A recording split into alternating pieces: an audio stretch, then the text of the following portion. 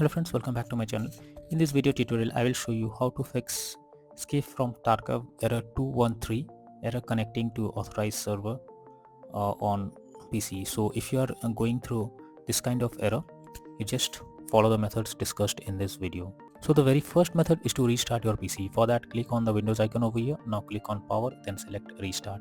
So this will restart your PC. After that, check if the problem is fixed or not. If not, next method is to verify integrity of game files. For that, go to Steam. Under library section, select your game, right click on it, click on properties. Now click on install files and then click on verify integrity of game files. So this will verify the game files. Once done, check if the error is resolved or not. If not, next is to run game as administrator. For that, go to Steam, select your game, right click on it, click on manage. Now click on browse local files.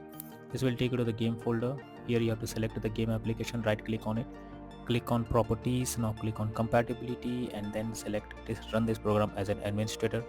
Click on apply and OK, and after that launch the game and check if the error is fixed or not. If not, next method is to allow escape from Tarkov through firewall. For that, go to the Windows search for Windows security. Now here you have to click on firewall and network protection and click on allow an app through firewall.